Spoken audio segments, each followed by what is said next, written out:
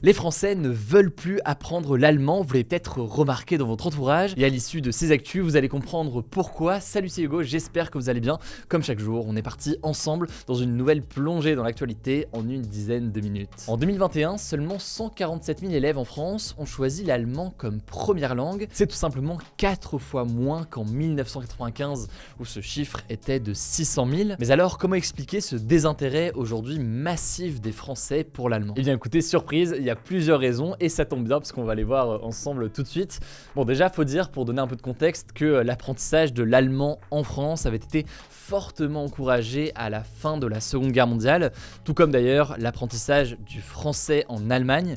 L'idée était très clairement de resserrer les liens entre la France et l'Allemagne. C'est notamment l'un des points qui était mentionné dans le traité de l'Élysée qui a été signé en 1963 entre le président français Charles de Gaulle et le chancelier allemand Konrad Adenauer. Or, petit à petit, forcément, cette volonté post-Seconde Guerre mondiale, en quelque sorte, a perdu tout simplement de son impact. La deuxième raison est beaucoup plus pragmatique, c'est tout simplement le manque de professeurs qui s'est intensifié vraiment ces dernières années. Et pour vous donner une idée, voici un chiffre assez hallucinant. En fait, en 15 ans, et plus précisément entre 2006 et 2021, le nombre d'enseignants d'allemand en France a été quasiment divisé par deux. C'est ce qu'indique une étude de l'Association pour le développement de l'enseignement de l'allemand en France. Ainsi donc, 72% des postes de professeurs d'allemand n'ont pas été pourvus en 2022 lors du dernier CAPES d'allemand. C'est donc ce concours qui permet de devenir professeur. Résultat, en fait, ces dernières années, c'est des centaines de postes de professeurs d'allemand qui n'ont pas été pourvus. Alors forcément, ce manque cruel de professeurs fait que dans certains établissements,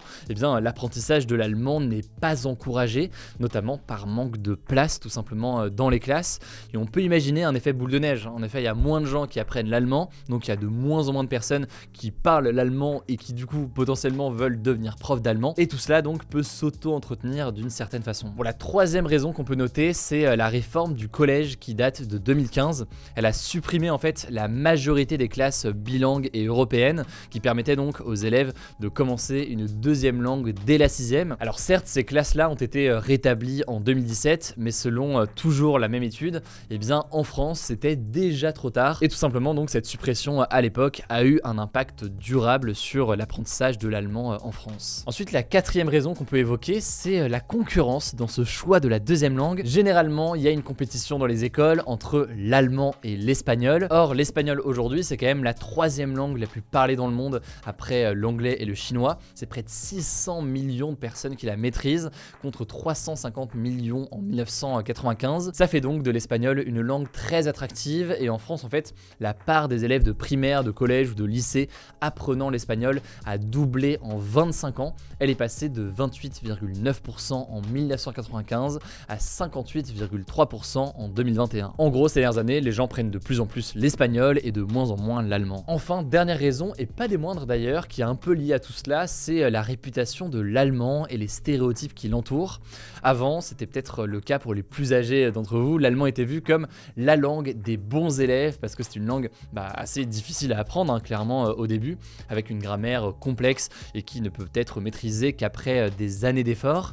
Sauf que aujourd'hui, c'est vu comme une contrainte et du coup les élèves et les parents même préfèrent s'orienter vers des langues plus faciles à apprendre au début, comme l'espagnol. On a quand même cette impression qui est évidemment fausse, je préfère le dire, sinon les profs d'espagnol vont m'insulter ou je ne sais quoi, mais qu'il suffit de rajouter des O ou des A pour se faire comprendre en espagnol, alors que forcément l'allemand paraît plus complexe. Et par ailleurs, au-delà de cette question donc de la difficulté d'apprentissage, c'est une langue qui est associée à des événements très festifs, c'est aussi une langue qui est très parlée dans le monde, donc on vient de le dire, et tout cela a forcément un impact dans le choix des élèves aujourd'hui. Et pourtant, et c'est ce que les défenseurs de l'allemand ne cessent de répéter, l'allemand aujourd'hui est une langue porteuse d'emploi. En effet, d'après les données du site de Pôle emploi datant de 2021, l'allemand c'est la langue la plus demandée après l'anglais, avec près de 15 000 offres d'emploi dans lesquelles sont demandées des connaissances en allemand dans le pays. Et c'est donc de ce point de vue-là une langue qui est davantage demandée que l'espagnol. Alors de son côté, l'éducation nationale continue d'essayer de promouvoir l'allemand, par exemple exemple en proposant des initiations dans des écoles primaires, pour inciter donc les élèves ensuite à choisir l'allemand au collège. Mais le principal obstacle, vous l'aurez compris, c'est aussi le manque de professeurs. Reste à savoir donc si les revalorisations de salaire mises en place par le gouvernement vont porter leurs fruits et seront suffisantes. Évidemment, on en reparlera. En tout cas, de mon côté, je dois l'avouer, pendant mes études, j'étais team espagnol. On commence avec une première actu incontournable aujourd'hui, forcément, qui dit 11 novembre, dit commémoration de l'armistice de la Première Guerre mondiale en 1918, le jour où a été signé un accord qui a mis fin à la guerre. Ça s'est passé dans un train dans la forêt de Compiègne. Et comme chaque année, eh bien, des cérémonies ont eu lieu partout en France, notamment à Paris, où le président de la République, Emmanuel Macron, a, comme le veut la tradition, déposé une gerbe de fleurs devant la tombe du soldat inconnu sous l'Arc de Triomphe. Cette tombe, c'est une tombe qui accueille le corps d'un soldat français mort lors de la Première Guerre mondiale, pour commémorer symboliquement l'ensemble des 1,4 million de soldats français morts pour la France au cours de cette Première Guerre mondiale, mais aussi plus largement au cours de toute l'histoire. Et il faut noter aussi que depuis 2012, lors du 11 novembre, on commémore aussi les soldats français morts en opération extérieure au cours de l'année écoulée. Et donc cette année, un hommage a été rendu aux soldats Alexandre Martin et Adrien Quélin qui sont décédés au Mali. Deuxième actu, ça concerne le climat et ce n'est pas une bonne nouvelle. Les émissions mondiales de CO2, le principal gaz à effet de serre, eh bien devraient battre un nouveau record en 2022. C'est ce qu'affirme une nouvelle étude de chercheurs du Global Carbon Project, une organisation qui cherche à mesurer les émissions de gaz à effet de serre, les gaz responsables du changement climatique. Pour vous donner plus de précision, l'organisation prévoit que les émissions de gaz à effet de serre issues des énergies fossiles, donc du pétrole, du charbon, du gaz, etc., eh bien atteignent cette année 36,6 milliards de tonnes d'équivalent CO2. Jamais ce chiffre n'avait été aussi haut sur une seule année, c'est 1% de plus que l'an dernier. Bref, il n'y a pas de signe de baisse des émissions de CO2 au niveau mondial, elles restent très stables, même s'il y a des baisses dans certaines zones, comme dans l'Union Européenne, où elles devraient baisser d'environ 0,8% cette année. Et ça, c'est inquiétant pour la lutte contre le changement climatique, parce que selon l'organisation, pour atteindre l'objectif de zéro émission nette de CO2, qui est l'objectif que se fixent les différents pays du monde ces derniers temps, eh bien il faudrait chaque année diminuer nos émissions de CO2 d'environ 1,4 milliard de tonnes. Et pour vous donner une idée de l'ampleur de l'action qui est demandée, 1,4 milliard de tonnes, c'est le niveau de la baisse qui a été enregistré en 2020 en raison des confinements. C'est donc une baisse absolument énorme et on voit bien que là, après la pandémie, eh bien on n'est pas du tout sur cette trajectoire-là de baisse. On verra donc ce qui est mis en place par les différents gouvernements. On rappelle qu'en ce moment se tient la COP27, une grande conférence mondiale sur le climat. Troisième actu, vous l'avez peut-être vu passer, c'est une séquence de l'émission Touche pas à mon poste qui a fait beaucoup parler. Ça s'est passé jeudi soir donc sur C8. Il y a eu une grosse altercation entre le député de gauche de la France Insoumise Louis Boyard, qui est âgé de 22 ans, et l'animateur Cyril Hanouna. Cyril Hanouna qui s'en est pris à plusieurs reprises à Louis Boyard verbalement, le traitant notamment de bouffon, de tocard ou d'abruti. T'es un irresponsable, Cyril, et tu fais du mal à la France. Tu fais monter le racisme en France et on n'a même pas le droit de critiquer Bolloré sur ta chaîne. Je suis le premier à défendre le racisme ici. Qui fait des choses? Qu'est-ce que t'as fait pour les gens, toi? Qu'est-ce que t'as fait pour les gens, toi? Qu'est-ce que j'ai fait pour les gens? Tout ce que je fais moi tous les jours. Il y a 200 gamins qui dormaient sous un pont à Ivry. Moi j'ai relogé plein de gens. Qu'est-ce que t'as fait, toi?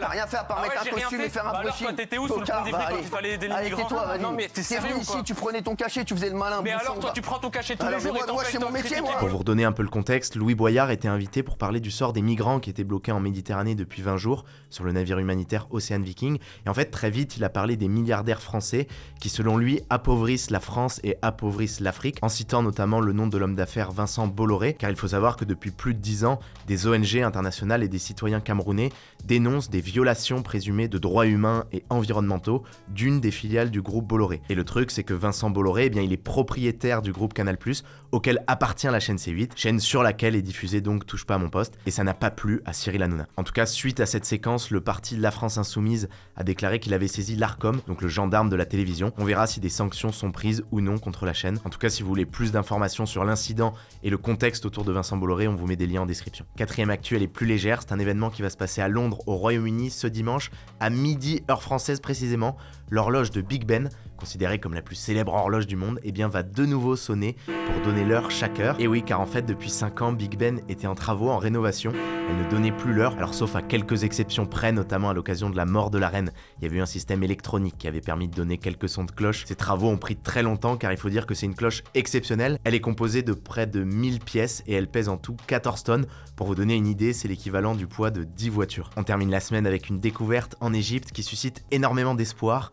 l'espoir de retrouver la tombe de Cléopâtre, la plus célèbre reine d'Égypte. Et oui, car la tombe de Cléopâtre n'a jamais été découverte jusqu'ici. Cléopâtre qui est célèbre à la fois pour avoir été la dernière reine d'Égypte, elle est décédée en l'an 30 avant notre ère, elle est célèbre aussi pour avoir été l'amante de Jules César, elle est célèbre aussi pour le mystère qui entoure sa mort. On ne sait pas exactement comment Cléopâtre est morte, il y a des rumeurs de suicide avec des morsures de serpents, il y a des rumeurs d'assassinat, et en tout cas l'emplacement de sa tombe aujourd'hui est un mystère. Et depuis plusieurs années, il y a une archéologue en particulier qui s'est mise sur cette piste, elle s'appelle Kathleen Martinez, et cette semaine, avec son équipe, elle a découvert sous un temple, près de la ville d'Alexandrie, un tunnel de plus d'1 kilomètre de long creusé dans la roche, à 13 mètres de profondeur, et elle espère que ce tunnel puisse mener à la tombe secrète de Cléopâtre. Les recherches continuent, on vous tiendra au courant. On vous met dans la description un lien vers un documentaire en anglais sur le sujet, qui est assez bien fait. En tout cas, je vous laisse avec Hugo et on se retrouve la semaine prochaine. Ce week-end, sur notre chaîne principale, donc celle que je vous mets directement en description, on poste une nouvelle vidéo, une semaine après l'interview de Pierre Niney.